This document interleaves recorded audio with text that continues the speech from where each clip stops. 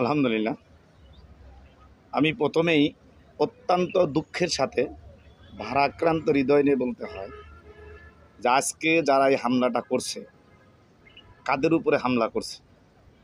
যারা আমাদের জুলাইয়ের অগ্রণী ভূমিকার নায়ক, আমাদের 17 বছর ফ্যাসিস্ট সরকার আমাদেরকে যে অত্যাচার নির্যাতন করছে, হাজার হাজার মানুষকে বন্দি করছে, অত্যাচার করছে, আয়না ঘরের ভিতরে আবদ্ধ রাখছে।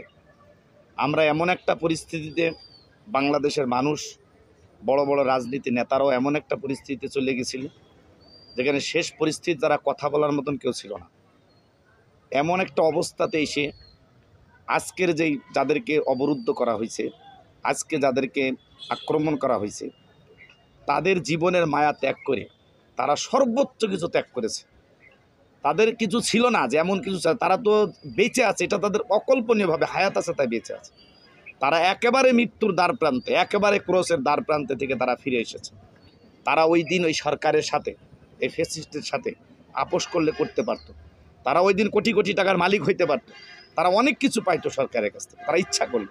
কিন্তু তাদের নিজেদের জীবনকে বিলিয়ে দিয়ে তারা সেই সমস্ত লোভ লালসাগুলোকে লাথি মেরে এই আমাদের জন্য, দেশের মানুষের জন্য, দেশের মানুষের কল্যাণের জন্য তারা উৎসর্গ করছে। আজকে সেই যোদ্ধাদেরকে আজকে শেখ হাসিনা যেই জায়গায় তার দোসরদেরকে লালন পালন করতেছে, সেই জায়গায় আজকে তাদের উপর আক্রমণ হয়েছে। এর চাইতে বড় লজ্জার এ দেশের মানুষের জন্য আর হতে পারে না, এর চাইতে বড় লজ্জার হতে পারে না। সাথে সাথে এই আক্রমণের সাথে কারা জড়িত, কিভাবে জড়িত, এত দুঃসাহস এই ফ্যাসিস্টরা একটি বছর যাইতে না যাইতে কিভাবে পেল, এটা আমাদেরকে একদম ঠান্ডা মাথায় দৃঢ় কৌশলে এটা বাহির করতে হবে। আজকে এখান থেকে শুনছি, কিছুক্ষণ আগে শুনছি সেনাবাহিনীর অক্লান্ত তাদের মেধা এবং বুদ্ধি কৌশলের বুনিয়াদে সেখান থেকে উদ্ধার হয়েছে, যোদ্ধারা চলে। কিন্তু এই উদ্ধারটা উদ্ধার নয়, এটা উদ্ধার নয়। এটা করলো কেন, কারা করলো, কিভাবে জড়িত, এটা পরিপূর্ণ তদন্ত করে এই সরকারকেই অতি দ্রুত এটা বিচার আওতায় আনতে হবে। আর যদি এটাকে অতি দ্রুত বিচার আওতায় না আনে, তাহলে কিন্তু আমরা বারবারই কিন্তু আমরা একবার বলছিলাম যে জুলাই কিন্তু, এই যে কিছুদিন ধরে শোনেন, আপনারা জানেন যে আমরা বলছি জুলাই কিন্তু শেষ হয়ে যায় নাই, জুলাইয়ের যুদ্ধ কিন্তু শেষ হয়ে যায় নাই। স্লোগান কিন্তু পরিবর্তন হয়েছে, আবারও একটা জুলাইয়ের জন্য অপেক্ষা করতে হচ্ছে। এই জন্য আমাদেরকে আরেকটা জুলাই আবার না তৈরি করতে না হয়, আরেকটা জুলাই আমাদের তৈরি করে মাঠে না থাকতে হয়।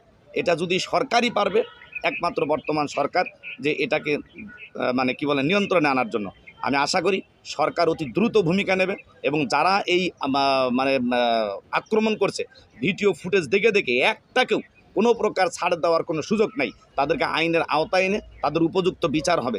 যদি তাদেরকে আইনের আওতায় উপযুক্ত বিচার না করা হয়, তাহলে যদি আবার এই ছাত্র জনতা ময়দানে ডাক দেয়, তাহলে আমি আমার ইসলামী আন্দোলনের পক্ষ থেকে বলতে পারি, আপনারা জানেন ইসলামী আন্দোলনের আমির এই যোদ্ধাদের ডাইনে বামে সামনে পিছনে বুকের তাজা রক্ত দিয়ে জুলাই অভ্যর্থনার ভিতরে কিন্তু কাফনের কাপড় মাথায় বেঁধে কিন্তু এই ইসলামী আন্দোলনের নেতাকর্মীরা মাঠে ছিল।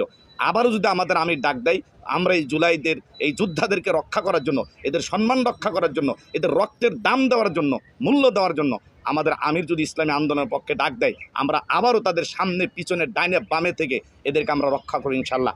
আমরা জীবন দেব, তবু এদের সম্মান বা এদের কোনো ক্ষতি আমরা হতে দিব না, এই প্রত্যাশা আমার ব্যক্তিগতভাবে আছে। এবং যদি ইসলামী আন্দোলন থেকে এমন কোনো সিদ্ধান্ত আসে, আমরা সেই সিদ্ধান্তকে বাস্তবায়ন করার জন্য আবার শরীরে তাজা রক্ত রাজপথে ঢেলে দেব। এই যোদ্ধাদেরকে আমরা সসম্মানে তাদের জায়গায় রাখবো ইনশাআল্লাহ।